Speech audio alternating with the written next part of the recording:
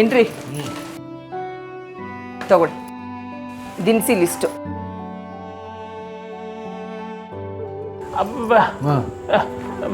Workshop ಮಟೀರಿಯಲ್ಲ. ಅತ್ತೆ ಅತ್ತೆ ಚೆನ್ನಾಗಿದ್ದೀರಾ? ಅತ್ತೆ ನಿಮಗೆ ಹುಷಾರಿಲ್ಲ ಅಂದರೆ ನನಗೊಂದು ಮಾತು ಹೇಳಬಾರ್ದಾ? ನೀವು ಆಸ್ಪತ್ರೆಗೆ ಹೋಗಿ ಬಂದಮೇಲೆ ನನಗೆ ಗೊತ್ತಾಗಬೇಕಾ?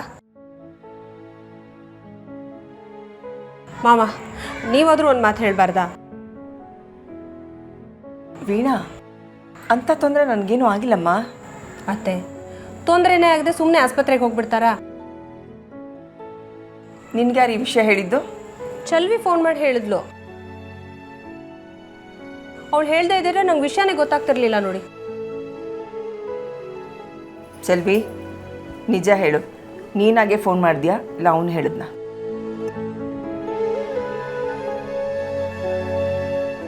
ಏಯ್ ವೆಂಕಿ, ನಿನಗೆ ಬೇರೆ ಕೆಲಸ ಇಲ್ವಾ? ಎಲ್ರಿಗೂ ಫೋನ್ ಮಾಡಿ ಗಾಬರಿ ಮಾಡಿಸ್ತೀಯಲ್ಲ. ಭಾವನಾನು ಗಾಬರಿ ಆಗಿದ್ಲು ನೋಡು, ಇವಳು ಎಷ್ಟು ಗಾಬರಿ ಆಗಿದ್ದಾಳೀಗ. ಅತ್ತೆ ಅವನನ್ನ ಯಾಕೆ ಬೈತೀರಾ? ಪಾಪ ಅವನ ವಿಷಯ ಹೇಳಿದಕ್ಕೆ ತಾನೇ ನನಗೆಲ್ಲ ಗೊತ್ತಾಗಿದ್ದು. ಅತ್ತೆ ಇಂಥ ಸಮಯದಲ್ಲಿ ತಾನೇ ನಮ್ಮವರು ತಮ್ಮವರು ಅಂತ ಆಗಬೇಕಾಗಿರೋದು. ನೀವು ಈ ರೀತಿ ಎಲ್ಲ ನಡ್ಕೊಳ್ಳೋದು ನೋಡಿದ್ರೆ ನನ್ನನ್ನು ದೂರ ಇಟ್ಬಿಟ್ಟಿದ್ದೀರೇನೋ ಅಂತ ನಂಗೆ ಅನಿಸ್ತಿದೆ. ಹಾಗೆಲ್ಲ ಏನಿಲ್ಲಮ್ಮ ವೀಣಾ, ಏನೋ BP ಲೋ ಆಗಿ ಸ್ವಲ್ಪ ಹಾಗಾಯಿತು, ಸಣ್ಣ ವಿಷಯ ಅಲ್ವಾ, ಅದನ್ನೆಲ್ಲರಿಗೂ ಫೋನ್ ಮಾಡಿ ಹೇಳಿ ನಿಮ್ಗೆ ಯಾಕೆ ಗಾಬರಿ ಮಾಡಬೇಕು ಅಂತ ಹೇಳಲಿಲ್ಲ ಅಷ್ಟೇ, ಬೇರೆ ಏನಿಲ್ಲ.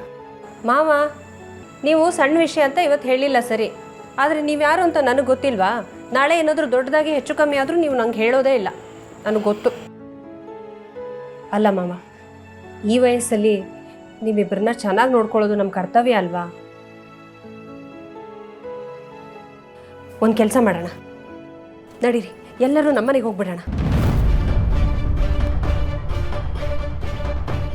ಅಯ್ಯೋ, ಯಾಕೆ ಇಷ್ಟು ಗಾಬರಿ ಆಗಿದ್ಯಾ? ನನಗಂಥದ್ದೇನು ತೊಂದರೆ ಆಗಿಲ್ಲ. ನಾನು ಬಂದರೆ ನಿಮಗೆಲ್ಲ ತೊಂದರೆ ಅಷ್ಟೇ. ಅತ್ತೆ ಮತ್ತೆ ತೊಂದರೆ ಅಂತ ಹೇಳ್ತಿದ್ದೀರಲ್ಲ ನೀವು. ನಮ್ಮಲ್ಲೇ ಯಾರಿಗಾದರೂ ಹೀಗಾಗಿದ್ರೆ ನೀವು ಸುಮ್ಮನೆ ಇರ್ತಿದ್ರಾ ಹೇಳಿ? ನಮ್ಮ ಜೊತೆನೇ ಇದ್ದು ನಮ್ಮ ಪಕ್ಕನೇ ಇದ್ದು ನಮ್ಗೆ ಹುಷಾರಾಗೋವರೆಗೂ ಇರ್ತಿದ್ರಿ ತಾನೆ. ನಮ್ಮನ್ನು ನೋಡ್ಕೊಳ್ಳೋದಕ್ಕೆ ನಿಮಗೆ ತೊಂದರೆ ಇಲ್ಲ ಅಂದಮೇಲೆ ನಿಮ್ಮನ್ನು ನೋಡ್ಕೊಳ್ಳೋದಕ್ಕೆ ನಮಗೆ ಹೇಗೆ ತೊಂದರೆ ಆಗುತ್ತೆ ಅತ್ತೆ? ಅಕ್ಕ ಇಲ್ಲಿ ನಾವೆಲ್ಲರೂ ಇದ್ದೀವಲ್ಲ, ನಾವು ಅತ್ತೆನ ಚೆನ್ನಾಗಿ ನೋಡ್ಕೋತೀವಿ ಬಿಡಿ. ನೀವು ನೋಡ್ಕೊಳ್ಳೋದಿಲ್ಲ ಅಂತ ನಾನು ಹೇಳಿಲ್ಲ ಚೆಲ್ವಿ, ಆದರೆ ಅತ್ತೆಗೆ ಹುಷಾರಿಲ್ಲ ಅಂತ ಗೊತ್ತಾದ ತಕ್ಷಣ ನನ್ನ ಕೈ ಕಾಲೇ ಆಡಲಿಲ್ಲ. ಅತ್ತೆನ ಮತ್ತೆ ನೋಡಿದ ಮೇಲೇ ನನಗೆ ಸಮಾಧಾನ ಆಗಿದ್ದು. ಅದಕ್ಕೆ 1-2 ದಿನ ಅತ್ತೆನ ನಮ್ಮನೆ ಕರ್ಕೊಂಡೋಗಿ ನನ್ನ ಜೊತೆ ಇರಿಸ್ಕೋತೀನಿ. ವೀಣಾ, ನಿನ್ನ ಕಾಳಜಿ ಅರ್ಥ ಆಗುತ್ತಮ್ಮ. ನಾವೆಲ್ಲ ಅಲ್ಲಿಗೆ ಬಂದರೆ ಇಲ್ಲಿ ಕೆಲಸ ಮಾಡೋರು ಯಾರು? ಇನ್ನೊಂದು ದಿನ ಬಿಡು ಮಾಡ್ಕೊಂಡು ಖಂಡಿತ ಬರ್ತೀವಿ, ಕೂತ್ಕೊ. ಮಾವ ನೀವು ಸರಿಯಾಗಿ ಹೇಳಿದ್ರಿ. ನಾನೇನಾದರೂ ನಮ್ಮನೆಯಲ್ಲಿ ಫಂಕ್ಷನ್ ಇದೆ ಬನ್ನಿ ಅಂತ ಕರಿತಿದ್ದೀನಾ? ಅತ್ತೆಗೆ ಹುಷಾರಿಲ್ಲ, ನನ್ನ ಜೊತೆ ಕಳಿಸ್ಕೊಡಿ ಅಂತ ಕರಿತಾ ಇದ್ದೀನಿ. ಆಮೇಲೆ ನೀವೇ ಯೋಚನೆ ಮಾಡಿ, ಅತ್ತೆ ಇಲ್ಲೇ ಇದ್ದರೆ ಮನೆ ಕೆಲಸನೆಲ್ಲ ಮಾಡ್ತಾರೆ, ಮತ್ತೆ ಆಯಾಸ ಮಾಡ್ಕೋತಾರೆ, ಅದಕ್ಕೊಂದೆರಡು ಯೋಚನೆಗಳನ್ನು ಸೇರಿಸ್ಕೊಂಡು ಕಾಯಿಲೆನ ಇನ್ನಷ್ಟು ಜಾಸ್ತಿ ಮಾಡ್ಕೋತಾರೆ. ಅದೇ ನಮ್ಮನೆಗೆ ಬಂದರೆ ಚಿರು ಜೊತೆ ಆಟ ಆಡಿಕೊಂಡು ನನ್ನ ಜೊತೆ ಮಾತಾಡಿಕೊಂಡು ಖುಷಿಯಾಗಿರ್ತಾರೆ.